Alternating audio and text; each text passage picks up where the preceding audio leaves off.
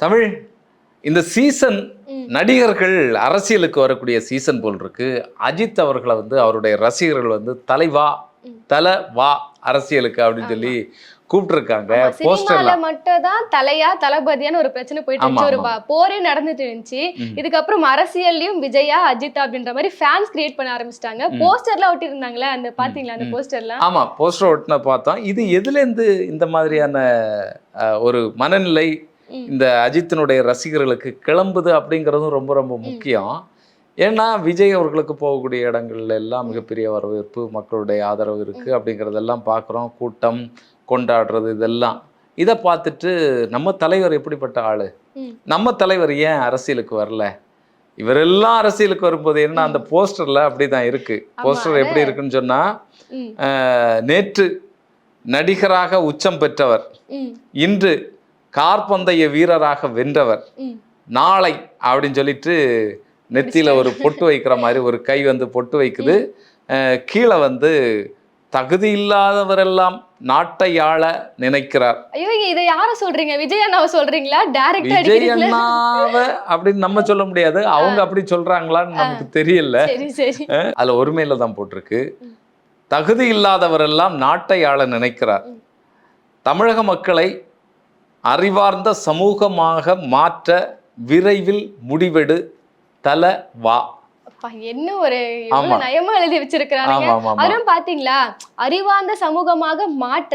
அப்ப இதுவரையும் அந்த அறிவார்ந்த சமூகமா இல்ல, அது யார் வந்து வெளிக்கொண்டு வந்து இல்ல, அப்படி ஒரு சிக்கல் இருக்கு அப்படிங்கிறது இன்னைக்கு பரவலாக வந்து பேசப்படுகிறது. இதுக்கு முன்னால வந்து தமிழ் சமூகம்னா ஒரு அறிவார்ந்த சமூகம், அவங்களுக்கு அறிவு இருக்கு, அவர்களுக்கு சமூகம் பற்றி தெரியும், சமூக அக்கறை இருக்கிறது, அரசியல் களம் பற்றி அவர்களுக்கு தெரியும், இந்த நாட்டில் என்னென்ன அநீதிகள் நடந்துட்டுருக்கு அப்படிங்கிறத எல்லாம் அவர்களுக்கு தெரியும், அதற்கு எதிராக குரல் கொடுப்பாங்க அப்படிங்கிற ஒரு பார்வை இருந்ததில்ல. ஒட்டுமொத்தமாக விஜய் அவர்கள் இந்த அரசியலுக்கு வந்த பிறகு என்னடா இப்படி இருக்கிறாங்க, மரத்தில் ஏறுறாங்க, டிரான்ஸ்ஃபார்மரில் ஏறுறாங்க, மின்கம்பங்களில் ஏறுறாங்க, சொன்னால் கேட்க மாட்டேங்கிறாங்க, விஜய் போகும்போது ஒரு 50-100 இது வாகனங்கள் பைக் வந்து விரட்டிகிட்டே வருது, அடிபட்டு சாகுறான், கூட்டத்துக்கு வந்தால் நெரிசலில் சாகுறான், எல்லாரும் வந்து வீடியோ எடுக்கணும்னு சொல்லி செல்ஃபோன்களை எடுத்து இது பண்ணுறாங்க, இன்ஸ்டாவில் போடுறாங்க. இதுதான் இன்னைக்கு ஒரு கலாச்சாரமாக மாறிட்டதோ அப்படிங்கிற ஒரு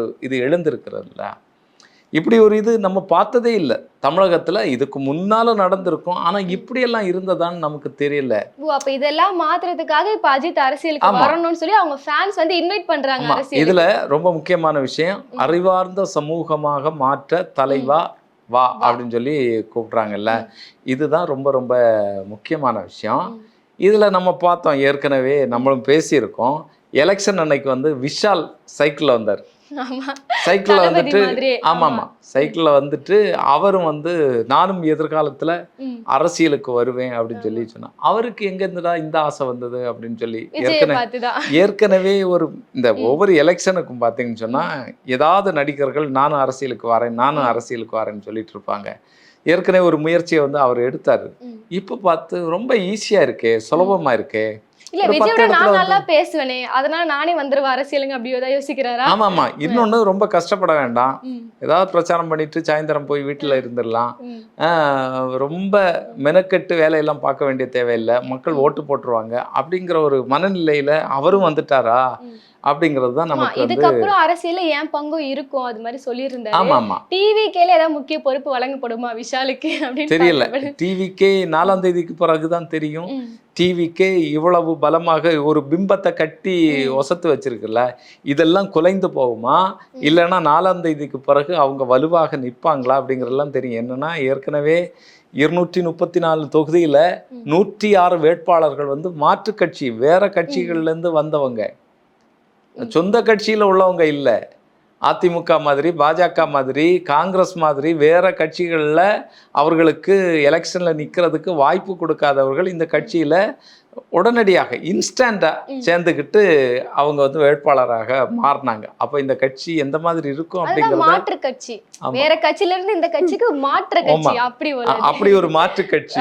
அப்போ இந்த கட்சி எப்படிப்பட்ட சித்தாந்தத்துல வேலை செய்து அவர்களுடைய கொள்கை என்ன அப்படிங்கறத நம்மளால வந்து எளிதில் வந்து புரிஞ்சுக்க முடியும். இப்போ வந்து நம்ம அஜித்தையும் விஜயும் கம்பேர் பண்ற விஷயத்துக்கு நம்ம வரணும்ல. அஜித்தோட பண்பும் விஜயோட பண்பும் அப்படியே வேற வேற தானே. மக்களை நேசிக்கக்கூடிய நபர் அஜித்திடம் இருந்திருக்கிறாரு. என்னதான் நீங்க எனக்கு ரசிகர் கூட்டமா இருந்தாலுமே நீங்க என் பின்னாடி வந்து அஜித்னு வர்றது எனக்கு பிடிக்கல. ஏன்னா எனக்குன்னு தனி வாழ்க்கை இருக்கு, நான் சம்பாதிச்சிட்டேன். இதுக்கப்புறம் நீங்க உங்க வாழ்க்கையை பாருங்கன்னு சொல்லி ரசிகர் மன்றமே வேணாம்னு சொன்ன நம்பர் தானே விஜய். ஆமா ஆமா, அஜித் வந்து ரொம்ப ஒரு சரியான ஆளு. இன்னொன்னு பாத்தீங்கன்னு சொன்னா அவரு மேல இன்னொரு குற்றச்சாட்டு வைக்கப்பட்டது திரைப்படத்துறையில இருந்து. என்ன குற்றச்சாட்டுன்னு சொன்னா சினிமா நடிச்சு தந்துட்டு போயிடுறாரு, அப்புறம் வந்து இந்த விளம்பர இதுகளில் நடிக்கிறது இல்லை, சினிமா சார்ந்து அதை வந்து சினிமாவை வந்து மக்கள்கிட்ட கொண்டு சேர்க்கணும்ல, அந்த வேலைகளில் அவர் ஈடுபடுறதில்ல, பத்திரிகையாளர்களை சந்திக்கிறது இல்லை, இந்த திரைப்படங்கள் பற்றி பேசுறதுக்கு அவருடைய இதில் போறாரு. ஒரு கட்டத்தில் அப்படி ஒரு பார்வை இருந்தது, ஏன் இவர் இப்படி இருக்கிறாரு அப்படின்னு சொல்லி. அதுக்கு அப்புறம் பார்த்தாச்சுன்னு சொன்னா அவர் செய்யறது சரி அப்படிங்கிற மாதிரியான ஒரு இதுதான் நமக்கு. சமீபத்தில் இந்த கேம்பா ஜூஸ் விளம்பரம்ல நடிச்சிருந்தாரு ரொம்ப நாள் கழிச்சு. அது வந்து அஜித் ரசிகர்கள் அவங்கள விரும்பி குடிக்க ஆரம்பிச்சிட்டாங்க, இந்த தலை வந்து ஆட் கொடுத்துருக்காருன்னு சொல்லி. அப்பவும் கூட அவருக்கு அது மேல ஒரு நிறைய வருமானம் வரும். அப்போ கூட அஜித் வந்து ஒரு அறிவுரை கொடுக்குறாரு, இத்தனை எம்எல் மேல நீங்க குடிக்காதீங்க, அது ஆபத்துன்னு சொல்லி. உங்களுக்கு தெரியுதா அப்ப எவ்வளவு ரசிகர மேல? இல்ல அதுதான். இன்னொன்னு வந்து அவர் வந்து இந்த கார்பந்தயம் ஓட்டுறதுனால அதுல சில கம்பெனிகள் வந்து ஸ்பான்சர் பண்ணிருப்பாங்கல்ல, அதனுடைய அடிப்படையில தான் இவர் அந்த விளம்பர இதுல வந்து நடிச்சாலுமே அறிவுரை கொடுக்கறாருல, அது உடம்புக்கு நல்லது கிடையாது, அளவோடு எடுத்துக்கோங்க. இது வந்து எவ்வளவு பேர் பண்றாங்க அப்படி பண்ணி? இல்ல நிச்சயமாக அவர் வந்து அவருடைய ரசிகர்களை வந்து ஒரு கௌரவமான இடத்துல வச்சு பார்க்கணும் அப்படிங்கிறது தான் அவருடைய நோக்கம். இவர் பார்த்த உடனே விசில் அடிக்கிறது, கூட்டமாக கூடுறது, இப்போ எலெக்ஷனுக்கு வரும்போது ஃபோட்டோ எல்லாம் எடுத்துக்கிட்டது, அதை கூட அவர் விரும்பலை. செல்போனை எல்லாம் பிடுங்கி எடுத்துருவாரு, அப்படிப்பட்ட நபர். கொஞ்ச நாள் முன்னாடி ரேசிங் கூட முடிச்சுட்டு வெளியே வராரு, ஒரு பையன் விசில் அடிக்க ஆரம்பிச்சிட்டான், அப்படியே முறைச்சு கொன்னே போடுவான், கத்தாத போ சைலண்டா இருன்னு சொல்லிட்டு அனுப்பிச்சு வச்சிருந்தாரு. அந்த அரசியல் படுத்துறதுல வந்து விஜயை விட அஜித் வந்து ரொம்பவே நிச்சயமா அவருடைய ரசிகர்களும் வந்து அதை புரிஞ்சுக்கிட்டாங்க. அதுக்கேற்ற மாதிரி தான் அவங்க வந்து சமூகத்துல இருக்கிறாங்க. ஏன்னா ஒரு ரசிகன் வந்து எந்த மாதிரியான விஷயங்களை வந்து தன்னுடைய இந்த தொண்டர்களுக்கு ரசிகர்களுக்கு சொல்கிறாங்க அப்படிங்கிறது ரொம்ப முக்கியமானது. அவர் எந்த மாதிரி நடந்துக்கிறாரு அப்படிங்கிறது முக்கியம். இப்போ கமலஹாசன் வந்து ஒரு உச்ச நடிகர், அவர் இதுக்கு முன்னாலே வந்து தன்னுடைய நற்பணி மன்றம், ரசிகர் மன்றங்களை கலைச்சிட்டு நற்பணி மன்றமாக இயக்கமாக வந்து அதை வந்து இது பண்ணாங்க. அதன் மூலமாக நிறைய நற்பணிகளை வந்து அந்த ரசிகர்கள் வந்து பண்ணாங்க. ஒரு மேம்பட்ட ஒரு நோக்கத்திற்காக அந்த ரசிகர்களை பயன்படுத்தக்கூடிய ஒரு சக்தியாக அவர் வந்து மாற்றினார். அஜித்தும் கிட்டத்தட்ட அதே அளவில் தான் உங்களுடைய வாழ்க்கையை பார்க்கணும் அப்படிங்கிறது தான் அவருடைய நோக்கமாகவும் இதுமாக இருந்தது. இப்படி தான் இது போயிட்டுருக்கு. 1ஆம் தேதி அவருடைய பிறந்த நாளானதுனால ரசிகர்கள் வந்து தலைவா அப்படின்னு சொல்லி கூப்பிட்டுருக்குறாங்க அரசியலுக்கு. ஆமாம், கூப்பிட்டுருக்குறாங்க. நிச்சயமாக அவர்கிட்டேருந்து எதிர்வினை வரும், நீங்கள் இப்படியெல்லாம் போடாதீங்க அப்படிங்கிற மாதிரியான விஷயங்களையும் வந்து அவர் செய்வார். இப்போ இந்த எலெக்ஷன்லேயே விஜய்க்கு எதிராக அஜித் ரசிகர்கள் களமாடுவாங்க அப்படின்னு எல்லாம் சொல்லப்பட்டது. இல்ல களமாடினாங்க. ஆக்சுவலி சொல்ல போனா போஸ்டர்லாம் அடிச்சு ஒட்டினாங்க, யாரும் அஜித் ரசிகர்கள் விஜய்க்கு வாக்களிக்க கூடாது அப்படின்னு சொல்லி. அஜித் ரசிகர்கள் ஒரு சைடு, இன்னொரு சைடு வந்து விஜய் அந்த ரஜினியோட ரசிகர்கள் அவங்க ஒரு சைடு போஸ்டர்லாம் வச்சு ஆரம்பிச்சிட்டாங்க, யாரும் வந்து விஜய்க்கு ஓட்டு போடாதீங்கன்னு சொல்லி. இது எலெக்ஷன் டைம்லேயே நடந்துச்சு, உண்மையிலே நடந்துச்சு இது. ஆனால் அவங்கள்ட்டேருந்து இதுக்கு எந்த விதமான இதுவும் இல்லை. இது சம்பந்தமாக இது நம்ம பேசினாலும் குத்தமாயிரும், பேசலைனாலும் குத்தமாயிரும் அப்படிங்கிற மாதிரி தான் அவங்க அமைதியாக இருந்துக்கிட்டாங்க அப்படிங்கிறத பார்க்க வேண்டியதாக இருக்குது. இப்போ நீங்கள் நம்ம நடிகர் புதிய அரசியல் தலைவராக உருவெடுத்திருக்கக்கூடிய விஜய் அவர்கள் கோயிலாக போயிட்டு இருக்காரு. நேத்து வந்து திருச்செந்தூர் முருகன் கோவில், இன்னைக்கு வந்து சாய்பாபா கிட்ட போய் சமர்ப்பிச்சிட்டாரு. பாத்தீங்களா எப்படி ஒரேடியா படுத்துறாப்ல நேத்து மாதிரியே. என்ன காப்பாத்திரு. இன்னைக்கு எக்ஸிட் போல் எல்லாம் வருது, இதுல நமக்கு ஏதாவது பிரயோஜனமாக இருக்கணும், அரசியல் வாழ்க்கை நிலைக்கணும் அப்படிங்கிறதுக்காக போயிட்டு இருக்கிறான்னு சொல்றாங்க. இன்னொன்று அவருடைய ஒரு ஜோசியர் வந்து நீங்க சாய்பாபா கோயிலுக்கு போனீங்கன்னு சொன்னா உங்களுக்கு வெற்றி உறுதி அப்படின்னு சொல்லியிருக்காங்க. அப்படியே நம்புறாருங்க. ஆமா, அவரோட பர்சனல் ஜோசியர் பேரு வந்து ரதன் பாண்டிட் போல அவர் பேரு. அவர் என்ன சொல்றாரோ அதை அப்படியே யோசிக்காம செய்றாரு. நேத்து கூட திருச்செந்தூர் கோயில் போயிருந்தாருல, சாதாரணமா ஒன்னும் முருகனை கும்பிடுறதுக்காகலாம் அவர் போல. சத்ரு சம்ஹார பூஜைன்னு சொல்லிட்டு எதிரிகள்லாம் விலகுறோம்னு சொல்லி ஒரு பூஜைக்காக போயிருக்காரு. எதிரிகளை அடித்து ஒழிக்கக்கூடிய பூஜை அது. அது யார் இப்ப எதிரியா இப்ப யார் இருக்காங்கன்னா அவங்க டிவிக்கு தொண்டர்கள் தான் இருக்கிறாங்க. அதுக்காக போயிட்டு இவர் வேண்டாரா என்னன்னு தெரியல. பாத்தீங்களா எவ்வளவு மூட நம்பிக்கையான ஒரு ஆளா இருக்கிறாரு. எப்போ ஒரு மனிதன் வந்து ஜோசியக்காரங்கிட்ட போவானா, என் மேல எனக்கு நம்பிக்கை இல்லை, எனக்கு ஒரு லட்சியம் இருக்கு, அதை எப்படி அடையணும்னு தெரியல, நான் உழைக்க ரெடியாவே இல்லை, ஏதாவது ஒரு பரிகாரம் சொல்லுங்க நான் செஞ்சுக்கிறேன், அப்போதான் வந்து நம்ம ஜோசியக்கார்ட்டே போவோம். இல்லை, இது ஒரு பதட்டத்தினுடைய பின்னணியிலேருந்து வரக்கூடியது. இந்த இதெல்லாமே நம்ம பார்த்தாச்சுன்னு சொன்னா அப்படி தெரியும். ஏற்கனவே யாரெல்லாம் ஓட்டு போட்டிருக்காங்க அந்த ஓட்டு வந்து ஓட்டு பெட்டியில் இருக்கும். தாவைக்காவுக்கு என்ன ஓட்டு விழுந்திருக்கிறதோ அதுதான் இருக்கும். இப்போ பூஜை பரிகாரம் எல்லாம் பண்ணுறதுனால என்ன நடக்க போகுதுன்னு தெரியல. ஓட்டு பெட்டியில் ஏதாவது மாறி இவருக்கு இந்த பெட்டியில் விழுந்துருமா, இவருக்கு ஏதாவது அடிஷ்னலாக விழுமா, இல்லைன்னா யாராவது போய் கடவுள் இறங்கி வந்து ஓட்டு பெட்டியில ஏதாவது வேலை செய்ய போறாரா அப்படிங்கிறது நமக்கு தெரியல. இருந்தாலும் இவர் பெரியார் கொள்கையை பேசுறாரு, அதை தான் வந்து ஏத்துக்கவே முடியல. தொடர்ந்து பாப்போம். இன்னைக்கு வந்து இவங்க எல்லாம் பின்னால வச்சிருக்கிறது தானே, ஒரு 5 பேரை வந்து வச்சிருக்கிறாரு. இனி வரக்கூடிய தேர்தல்கள்ல இந்த நபர்களை வந்து கூட்டுவாரா என்னன்னு தெரியல. அதெல்லாம் ஒரு அடையாள அரசியல், அதை தாண்டி வேற எதுவும் இல்லை. கொள்கை ரீதியாக அவர் எதையுமே இதுவரைக்கும் பேசலை. பெரியார் எந்த சிந்தனைகளை கொண்டு வந்து சமூகத்துக்கு சேர்த்திருக்கிறாரு, என்ன பாடுபட்டார் சமூகத்திற்காக, அந்த விஷயங்களை தன்னுடைய தொண்டர்களுக்கோ தன்னுடைய கட்சியில் இருக்கக்கூடிய நபர்களுக்கோ கொண்டு போகலை. அம்பேத்கர் என்ன பண்ணாரோ அதை கொண்டு போகலை. இன்னும் வந்து இங்கே இருக்கக்கூடிய அரசியல் அமைப்பை சிதைக்கக்கூடிய வகையில் மத்திய அரசாங்கம் கொண்டு வரக்கூடிய திட்டங்களை எதிர்த்து, இன்னும் சொல்லப்போனால் டீலிமிட்டேஷன், இதையெல்லாம் எதிர்த்து வந்து களமாடக்கூடிய வேலை வந்து டிவிகேடைய வேலை. அம்பேத்கரை வந்து கொள்கை தலைவராக ஏற்றிருக்கிறாங்க. களமாடணும் இல்லையா, போராட்டங்கள் நடத்தணும் இல்லையா, ஆனா எதுவுமே பண்ணல. வெறும் ஆன்லைனோட அவங்களோட போராட்ட களம் நின்னுடும், ட்வீட் போட்டா போதும், அதுதான் அவங்களோட போராட்ட களமாவே இருந்துச்சு. அந்த வகையில அவங்க குறை சொல்ல முடியாது அப்படின்னு ஒரு விஷயம் இருக்கு. ஆனா பார்ப்போம், கோயில் கோயிலா போறாரு. இன்னைக்கு எக்ஸிட் போல் வரும். 4ஆம் தேதி வந்து அதிர்ச்சிகள் காத்திருக்கிறதா, இவர் நினைக்கிற மாதிரி ஏதாவது முன்னேற்றங்கள் இருக்குமா அப்படிங்கிறதெல்லாம் இன்னும் வந்து கொஞ்ச நாள் இருக்கு. அதுக்குள்ளே வேற ஏதாவது கோவில் குளங்கள்ல தர்கா சைடு எத்தனா போறாரா பொறுத்து இருந்து. வேளாங்கண்ணிக்கெல்லாம் இனி இது வரைக்கும் போகலை, எலெக்ஷன் முடிஞ்ச பிறகு போகலை. அந்தோனியார் கோயிலுக்கு போய் தான் முட்டு போட்டார். வேளாங்கண்ணியில் ஒரு 500 மீட்டர் அளவுக்கு முட்டு போட்டு போகக்கூடிய இது தூரம் உண்டு. அதுல எல்லாம் முட்டு போட்டுட்டு போவாரா அப்படிங்கிறது நமக்கு தெரியல.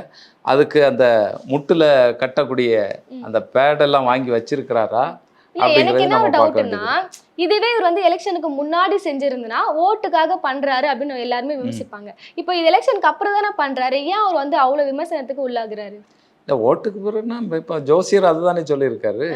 ஜோசியர் வந்து இதுக்கு முன்னால இதெல்லாம் சொல்லலைல்ல, ஐடியா இதுக்கு அப்புறம் தான் வருது. இப்பதான் கொஞ்சம் ஓய்வுல இருக்கிறாரு.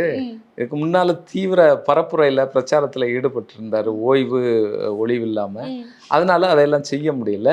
இப்ப நேரம் இருக்கு, பொறுமையாக எல்லாத்தையும் செஞ்சு. அங்க சத்தம் பாத்தீங்க நீங்க, மகாராஷ்டிராக்கு போறாரு, அங்கேயும் விஜய்க்கு ஃபேன்ஸ் இருக்காங்களா, அப்படி கத்திட்டு வராங்களே ஜாம்பிகள் மாதிரி. இவங்களையும் வந்து கூப்பிட்டுருவாங்க போல, எங்க தமிழர்கள் இருக்காங்களோ, இல்லைன்னா அங்கேயும் வந்து இந்த துணை நடிகைகளை கூப்பிட்டு இப்படி வந்து சத்தம் போட வச்சாங்களா அப்படிங்கிறதையும் நம்ம கவனிக்க வேண்டியதாக இருக்கு. என்னன்னா விஜய் அவர்கள் வாராரு, விஜய் அவர்கள் வரக்கூடியது பாம்பேல இருக்கக்கூடிய மக்களுக்கு எப்படி தெரியும் அப்படிங்கிறது தெரியல. இப்போ சிபிஐ விசாரணைக்கு போறாரு அப்படின்னு சொன்னா அது ஒரு பரபரப்பாக பேசப்பட்டு கொண்டிருக்கிறது. தேசிய மீடியாக்கள் எல்லாம் வந்துட்டு இருக்கக்கூடிய ஒரு செய்தி. அங்கே போகும்போது அங்கே இருக்கக்கூடிய தமிழர்கள் வழியில் நின்று பார்த்தாங்க, பூ வாங்கி அவர்களுக்கு கொடுத்து பூ தூவுனாங்க. இல்லைன்னா அதில் ஏதாவது ஒரு விஷயம் இருக்குன்னு வச்சுக்கோமே, இதில் சம்மந்தமே இல்லை, எப்படி பின்னால இருந்து சத்தம் போடுறாங்க அப்படிங்கிற மிகப்பெரிய கேள்வி இருக்குல்ல. இல்ல, நேத்து வந்து திருச்செந்தூர் போனார்ல, அப்போ ஒரு பையன் இன்டர்நெட்ல வீடியோ எடுத்து போடுறான். மதியானம் நைட்டு வந்து ஒரு 2:30 மணி இருக்கும், விஜய் வரப்போறாரு பாருங்க, நாங்க ரோட்ல ரெடியா இருக்கிறோம்னு சொல்லி. இப்போ நம்மளுக்கு டவுட் என்னன்னா, மெயின் ஸ்ட்ரீம் இருக்கிற எல்லா ஊடகத்துறைக்கும் காலையில தான் தெரியுது இளைஞ்சா கோவில் கிளம்பி இருக்காருன்னு சொல்லி. இவங்களுக்கு 2:30 மணிக்கு விஜய் வரான்னு சொன்னது யாரு? அந்த வீடியோல அந்த பையன் சொல்றாங்க எங்களுக்கு தகவல் வந்திருக்கு அப்படின்னு. அப்ப நம்ம பார்த்தோம்னா தகவல் அவங்க கொடுக்குறாங்க, நடுராத்திரி நாங்க வந்தாலுமே எங்களுக்கு கூட்டம் இருக்கணும்னு சொல்லி எழுப்பி விடுறாங்க. இல்லை அதுதான் இப்போ இவ்வளோ பேர் பின்னால் ஓடிட்டு இருக்கிறாங்க, பைக்கில் சாடிட்டு இருக்கிறாங்க, பார்த்த உடனே அழுறாங்க, சிரிக்கிறாங்க, பைத்தியம் பிடிக்குது எல்லாருக்கும். அப்போ திடீர்னு வந்து ஆள் இல்லை அப்படின்னு சொன்னால் அவருக்கே கொஞ்சம் இதாயிரும். அவமானமாயிடும். அவமானம் மட்டும் இல்லை, அவருக்கே அப்செட் ஆயிடும். என்னடா நம்ம மவுஸ் எல்லாம் தீந்து போச்சா அதோட அப்படிங்கிறதுனால மன்னரை புகழ்விக்கிறதுக்காக, மன்னர் மகிழ்ச்சியாக இருக்கிறதுக்காக இந்த விஷயங்களை தொடர்ந்து செஞ்சுட்டே இருப்பாங்க. மகாராஷ்டிரா இல்லை, ஆப்பிரிக்கா போனாலுமே வந்து அங்கே ஆட்களை செட் பண்ணி பின்னால் வர வைப்பாங்க, சத்தம் போட வைப்பாங்க, அழ வைப்பாங்க. இதெல்லாம் தொடர்ந்து நடைபெற்று கொண்டே இருக்கும். அதுதான் இவங்களுடைய பிரதான வேலையாக இருக்குது. அந்த மவுஸ் பாருங்க, சாய்பாபா கோயிலுக்கு சீரடிக்கு போயிருக்காரு. அங்கே போன பிறகு கூட ஆமா, சீரடியும் சீரும் ரசிகர்கள் ஆமா. அப்படில போடுறாங்க. ஆமாம் ஆமாம் ஆமாம், அங்கேயும் கூட விஜய் அவர்களுக்கு ஆள் இருக்கு, மக்கள் வந்து கொண்டாடுறாங்க அப்படிங்கிற மாதிரி காட்சிகளை சொல்றதுக்கு கிளம்பி போயிருக்காரு போல. இதெல்லாம் வந்து அங்க வந்து நல்லா பிளான் பண்ணி வச்சுட்டு அப்புறமா விஜய் விட்டுன்னு இல்லை. வந்து அங்க வந்து ஆதவ் அந்த வேலையெல்லாம் செய்யறது ஆதவ். புஷ்யானந்த் வந்து இங்க தான் வேலை செய்வாரு. இந்த பூ வாங்கி கொடுக்கறது, அங்க இது துணை நடிகர்களை செட் பண்றது, வந்து அள வைக்கிறது, இந்த கொண்டாட்டமாக நிற்கிற மாதிரியான அந்த சூழலை உருவாக்குறது, இதெல்லாமே பண்ணுறது வந்து ஆதவ் அர்ஜுனா தான். அவருக்கு தான் இந்த வேலையெல்லாம் தெரியும். அவர் தான் இதை தொடர்ந்து வந்து பண்ணிட்டு இருக்காரு. தொடர்ந்து பார்க்கலாம். இன்னைக்கு வெறும் சாய்பாபா பார்க்க தான் போனாரா, இல்ல மற்ற அரசியல் நிகழ்வு ஏதாவது மகாராஷ்டிரால வடக்கில் வச்சு நடக்குதான்னு சொல்லி தொடர்ந்து இதுக்கப்புறம் நிச்சயமா அப்படி ஒரு பார்வை இருக்கு. பார்ப்போம். சாய்பாபா கோயிலுக்குள்ளால வேற யாராவது வந்து விஜய் அவர்களை பார்த்து பேசினாங்களா, இல்லைன்னா அதுக்கு முன்னாலே பார்த்து பேசப்பட்டதா பேரங்கள், தொங்கு சட்டமன்றம் அமைஞ்சா நம்ம எப்படி அடுத்த முடிவுகளை எடுக்கணும் அப்படிங்கிற மாதிரி யாராவது. ஏன்னா பாஜகவினர் இப்போ நம்பிட்டு இருக்கிறாங்க போல் இருக்கு, தொங்கு சட்டமன்றம் அமைகிறதுக்கான வாய்ப்பு இருக்கு, அப்போ வந்து நாங்கள் வந்து ஆட்சி அமைப்போம், அதற்கான தீவிரமான யோசனைகளில் சிந்தனைகளில் அமித்ஷா இருக்கிறதாக வேற சொல்கிறாங்க. பார்ப்போம் தொடர்ந்து என்ன நடக்கிறது அப்படிங்கிறது.